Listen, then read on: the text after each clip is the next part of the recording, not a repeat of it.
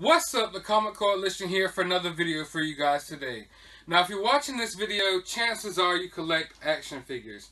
And if you're anything like me, you like taking pictures of your action figures, you're into toy photography, you scroll through your Instagram feed, you scroll through your toy Facebook groups, and you see those awesome dioramas that people have for their SH figure arts and for their Marvel Legends and stuff like that, and your mouth just waters, and you wish you could have a diorama like that. You wish you knew how to make one.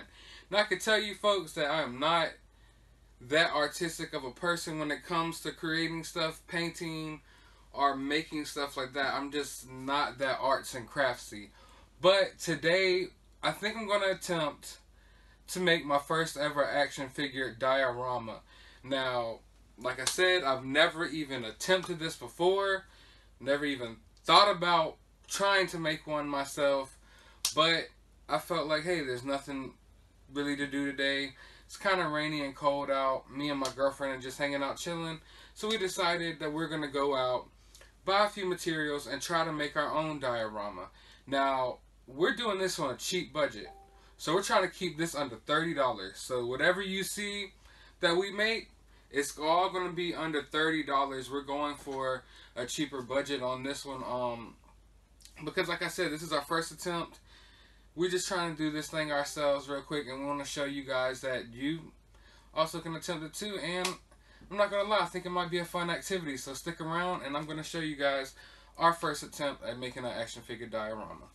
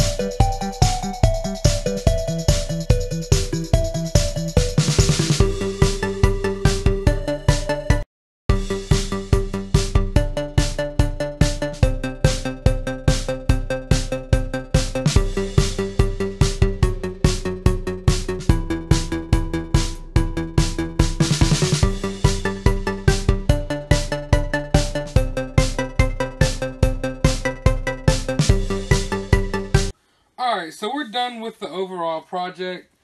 There's still a few like finishing touches that we maybe need to do on it and things like that, but overall we're done. Now, first of all, let's talk about the big baseboard. This is the bigger baseboard. We used the pink styrofoam. Now this, I believe it cost $5 at Home Depot.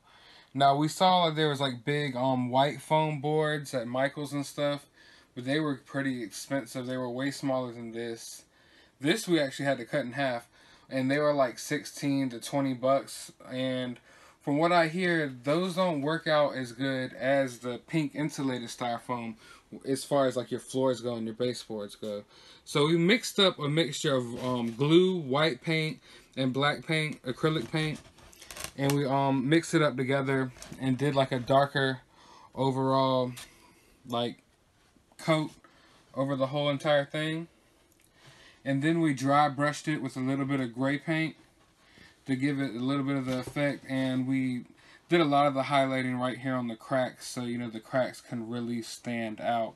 But this is just the bottom baseboard. We also built some things to put on top of it. One of which being is this right here. So this diorama will actually be a couple of levels. Now, it's a little bit smaller for our first diorama. Next time I'm going to do it a little bit more in scale for my 6-inch figures. But as you can see, we did the same process. You just cut out something. You want to cut out little jagged, you know, edges and stuff and make it look natural like rock or like stone or whatever. And we used that grassy, mossy material. Put it in some of the cracks and put it in some little patches. Just allow it to look natural. And then you could put it right here on your baseboard like such. Okay.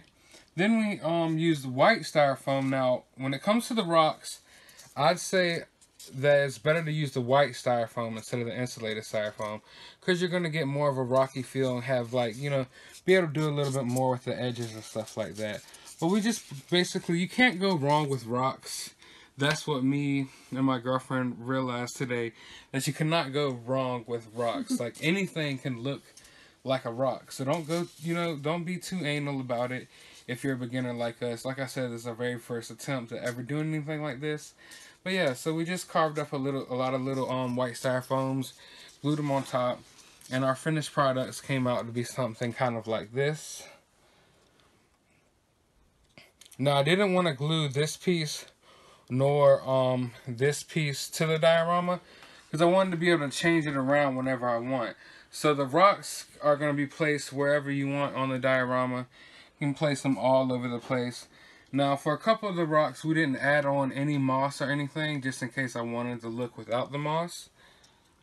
But to some of them, we added little extra details, little extra mossy details to the tops and to the sides. You know how moss grows if you've ever seen moss before in your life. I don't know.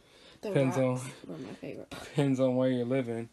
But yeah, the rocks were probably the funnest part to make. Honestly, it's really cool. It's actually really cool to make rocks for some reason. But yeah, we made all types of different rocky formations just to look like all types of different stones to give you a good backdrop for your diorama.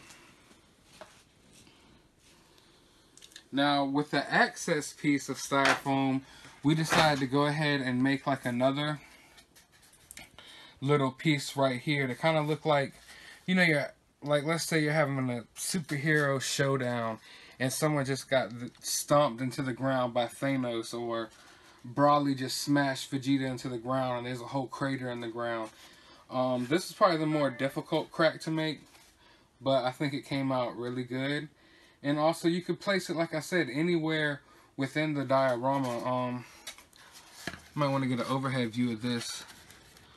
One way to place it is kind of like this, as you can see, and almost gives off the look of what used to be like an old riverway over here in the middle.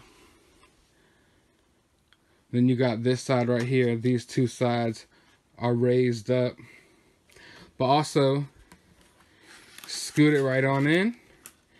Fits right on perfectly just to be like another crack in the ground. Now, I did run out of moss and grass or else I probably would have added a little more moss and grass around it to do a little more extra detail.